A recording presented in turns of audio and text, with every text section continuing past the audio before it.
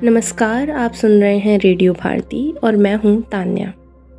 इंसान को जानना, समझना और प्यार करना ज़रूरी होता है। अकेलापन कितना ही भारी क्यों ना हो, किसी की आवाज़ उसे इस अंधेरे से निकाल सकती है।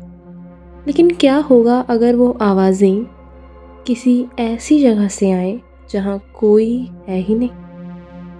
आज की कहानी है रोहन की, जिसको अपना अकेलापन दूर करना था तो उसने दीवारों से दोस्ती कर ली।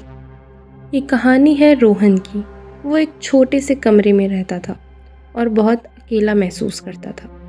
उसके पास ज़्यादा दोस्त नहीं थे, इसलिए उसकी पूरी दुनिया सिर्फ उसके रूम की 4 दीवारों तक ही सीमित थी। फिर एक दिन अचानक उसको अगले रूम से कुछ आवाज़ें आईं, खुशी की आवाज़ें। लगता था कि नए लोग उस बगल वाले फ्लैट में आ गए हैं। रोहन को लगता है जैसे उसे दोस्तों की कमी अब पूरी हो गई हो। अगले कई दिनों तक वो उनकी ज़िंदगी का हिस्सा बन जाता है। वो उनकी बातें सुनता, कभी वो लड़ते भी थे वो भी सुनता, कभी वो प्यार भी करते थे, सब सुनता था। रोहन को लगने लगा कि वो भी इन लम्हों का हिस्सा था। उसकी अपनी ज़िंदगी तो खाली थी, लेकिन इन पड़ोसियों की ज़िंदगी देखकर उसे जीने का मसला मिल गया था। आखिर रोहन ने सोचा, बस अब इनसे मिलना ही पड़ेगा, फेस टू फेस। वो अपना रूम छोड़कर बाहर आया और बगल वाले फ्लैट का दरवाजे को उसने धीरे से नॉक किया, फिर जोर से, लेकिन दरवाज़ा कोई खोलता ही नहीं। तभी वहाँ शर्मा आंटी आई और एक ऐसी बात बताई जिससे रोहन का दिमाग घूम गया। शर्मा आंटी ने कहा, ये फ्लैट नंबर 203।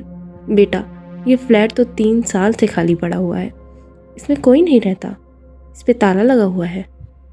खाली? तो फिर ये आवाज़ें कहाँ से आती थी? वो हंसी, वो झगड़ा, वो प्यार। क्या रोहन का दिमाग उसको धोखा दे रहा था, या फिर दीवारों में कोई राज छुपा हुआ था? रोहन अब उस दीवार से दूर नहीं हो पा रहा। उसके लिए तो वो आवाज़ें बिल्कुल सच्ची थी।